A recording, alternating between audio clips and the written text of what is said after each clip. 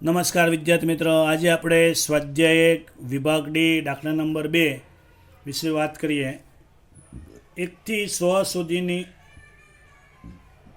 પ્રાકૃતિક સંખ્યાઓમાંથી એક સંખ્યા યાદચ્છિક રીતે પસંદ કરવામાં આવે છે.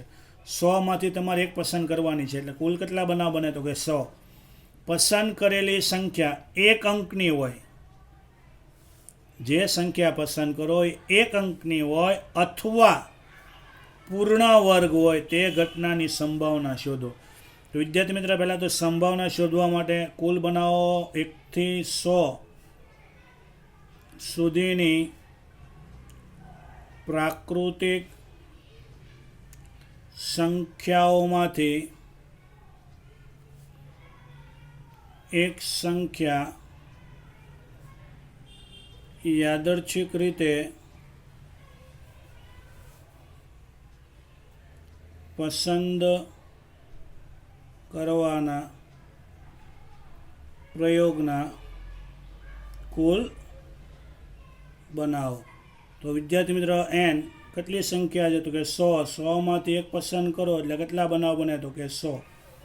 હવે વિદ્યાર્થી મિત્ર, એક સંખ્યા છે એક અંકની હોય અથવા પૂર્ણ વર્ગ હોય.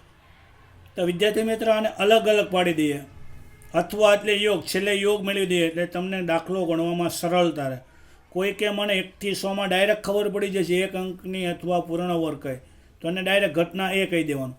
આપણે અલગ અલગ લખવાનું છે, તો લખાય પસંદ કરેલી સંખ્યા એક અંકની હોય તેને ઘટના એ કહેતા. હવે વિદ્યાર્થી મિત્ર, બધા જ ઘટક લખવાના છે, એટલે સંભાવના મેળવવાની કોઈ જરૂર નથી. 1 થી 100 સંખ્યા છે, એમાંથી એક અંકની કઈ કઈ સંખ્યા આવી શકે તો કે 1 આવી શકે, 2, 3, 4, 5, 6, 7, 8 અને 9. હવે બધા ઘટક તમે લખવાના છો, એટલે આની સંભાવના મેળવવાની કોઈ જરૂર નથી. બીજું લખીએ, પસંદ કરેલી સંખ્યા પૂર્ણ વર્ગ હોય તેને ઘટના બી કહેતા. તો વિદ્યાર્થી મિત્રો, 1 થી 100 છે, એમાંથી પૂર્ણ વર્ગ કઈ સંખ્યા કહેવાય તો કે વિદ્યાર્થી મિત્રો 1 થી 10 ના વર્ગ યાદ રાખવાના. 1 થી 10 ના વર્ગ, બોલો 1 નો વર્ગ 1, તો 1 પૂર્ણ વર્ગ કહેવાય. ચાલો 2 નો વર્ગ 4, એટલે 4 પૂર્ણ વર્ગ. 3 નો વર્ગ 9, તો 9 પૂર્ણ વર્ગ કહેવાય. 1 થી 100 માં પૂર્ણ વર્ગ કહે તો કે 1, 4, 9. પછી કેટલી આવે તો કે 4 નો વર્ગ 16, 5 નો વર્ગ 25, 6 નો વર્ગ 36, 7 નો વર્ગ 49, 8 નો વર્ગ 64, 9 નો વર્ગ 81, 10 નો વર્ગ 100, 11 નો વર્ગ 121. લખાય તો કે નહીં? આપણે ક્યાં સુધી જોવાનું છે?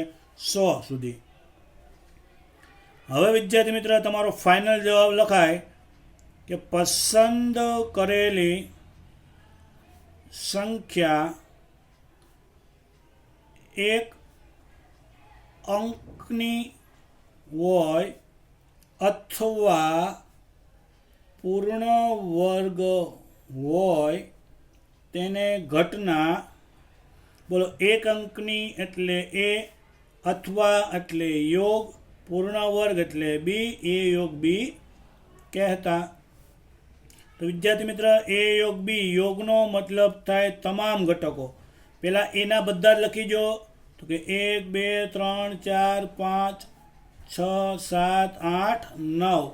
હવે કોના લખવાના તો કે બીના. આવી ગયો હોય તો લખવાના, તો કે નહીં. 1 આવી ગયો તો કે આ, 4 આવી ગયા તો કે આ, 9 આવી ગયા તો કે આ, 16 આવ્યા તો કે નહીં. તો 16, 25, 36, 49, 64, 81 અને 100. તો વિદ્યાર્થી મિત્રો, આની અંદર કેટલા સાનુકૂળ પરિણામો મળ્યા ગણી લેવાના.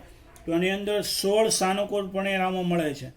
માટે પી ઓફ એ યોગ બી બરાબર m/n 16/100 0.16. તો અહીંયા તમારું સેક્શન ડી અને ચેપ્ટર નંબર 1 પૂર્ણ થાય છે. બાકીના દાખલાઓ જે છે એ આપણા અભ્યાસક્રમમાં નથી, એટલે ગણાવેલા નથી. અસ્તુ.